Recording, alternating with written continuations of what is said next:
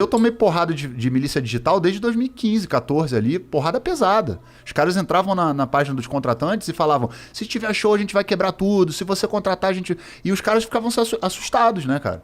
Então eu já tive que fazer show a ponto de eu chegar pro cara e falar, irmão, olha só, eu assino com você um contrato onde se tiver algum distúrbio na tua casa, tiver algum quebra-quebra, eu pago o prejuízo. E não aconteceu nada.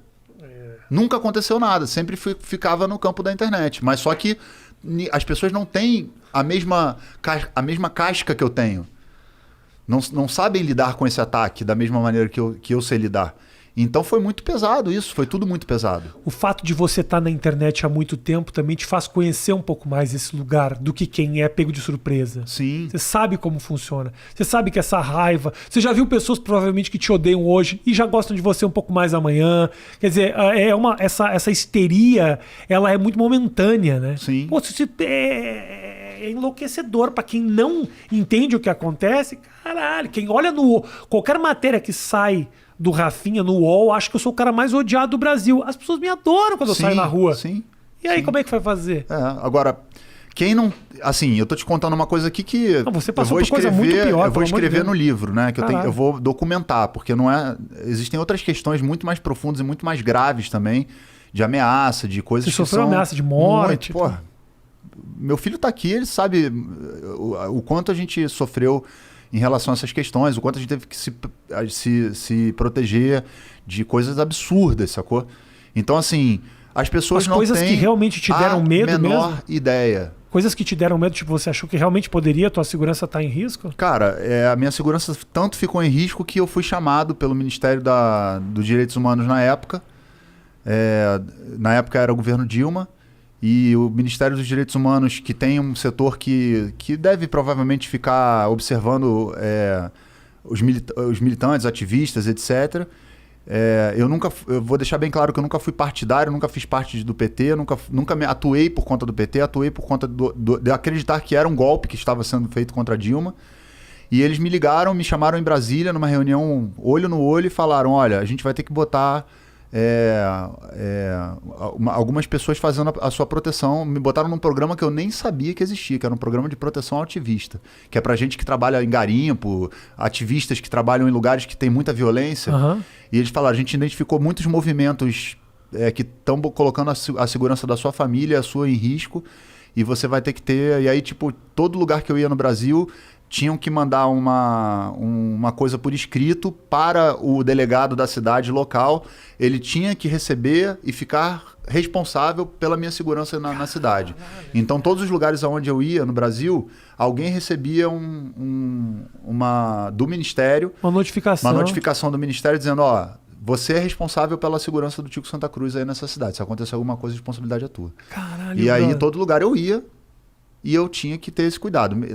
As escolas dos meus filhos todas ficaram todas, obviamente, sendo vigiadas também. A gente tinha patrulhamento, segurança, etc. Porque era uma coisa muito perigosa mesmo. Não era brincadeira. Você está falando de uma coisa que é muito surreal, assim, sabe? Hoje eu falo e eu vejo a dimensão que isso é. Na época eu não estava visualizando, eu estava indo. Eu espero só que as pessoas tenham entendido que foi golpe, só isso. Não, eu espero só que elas tenham entendido que por conta disso, desse golpe, hoje a gente está aqui numa situação que a gente está vivenciando esse ódio, que é uma polarização que poderia ter sido evitada se respeitassem a democracia naquele momento. E agora com esse papo de fazer urna que não é eletrônica, sabe-se lá o que vai acontecer, Bra? Acho que as pessoas ataque à democracia por dia. Sim. É muito louco isso, né? De chegar ao ponto a gente está fazendo uma CPI para tentar descobrir se houve responsabilidade do governo federal quanto ao trato da Covid, e basta você fazer uma colagem das coisas que o próprio presidente disse. Você não precisa entrevistar mais ninguém, irmão, tá ali já. É muito louco, cara. É uma realidade paralela essa, hein? Parece que o que acontece do outro lado não é visto por quem precisa. Parece que só eu tô vendo isso. A impressão que eu ligo a televisão e falo, só eu tô vendo isso, gente. Não pode ser que as coisas estão piorando cada vez mais. É enlouquecedor, cara. Enlouquecedor você imaginar que isso pode ter um segundo, um second run desse cara. Não, cara. Eu espero sinceramente, assim... 33%, Tico, já garantido é muita coisa. Não. Ele tem 33% nessa última pesquisa de pessoas que aprovam o governo, né? Vamos dizer assim. A base núcleo duro do bolsonarismo é uns 20%. Vamos botar aí. Porque dentro disso aí tem evangélicos, tem pessoas que são núcleos que... A gente não pode generalizar, não estou generalizando os evangélicos, mas tem um núcleo de evangélicos que é muito forte dentro do bolsonarismo, que são os conservadores e tal. E tem, obviamente, o núcleo daquela galera que é pró-intervenção militar e etc. E dentro desses 32%, provavelmente tem uma galera que tá do agronegócio, uma galera que ganha dinheiro com uma commodity que está rendendo recursos agora. Mas eu acho que o núcleo duro mesmo do bolsonarismo, essa coisa mesmo negacionista, autoritária, racista, homofóbica, quase, sabe, fascistona mesmo, são uns 20%. E acho que em 2022... Eu espero muito, e sempre falo isso com os meus amigos que são de direita, que são liberais democráticos, que já abandonaram o Bolsonaro há muito tempo, porque só quem está apoiando o Bolsonaro agora é gente que é igual ao Bolsonaro. Qualquer pessoa razoável já saiu fora.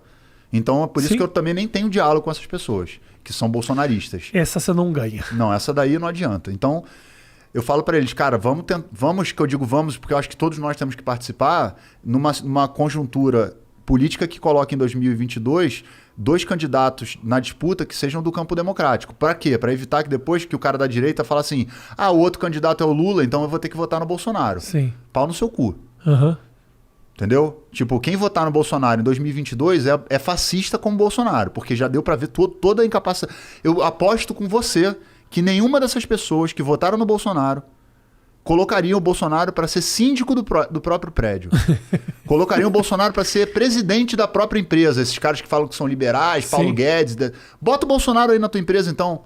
Coloca ele para ser presidente da sua empresa. Vamos ver o que vai acontecer com a tua empresa. Só que como ele está representando mais do que só o poder executivo, ele representa ideias que são racistas, homofóbicas, autoritárias, fundamentalistas. Então ele está pautado também, muito mais até por esse viés do que pela própria competência dele como gestor ou como agente político competente para poder fazer um Brasil, que é um país extremamente complexo, funcionar.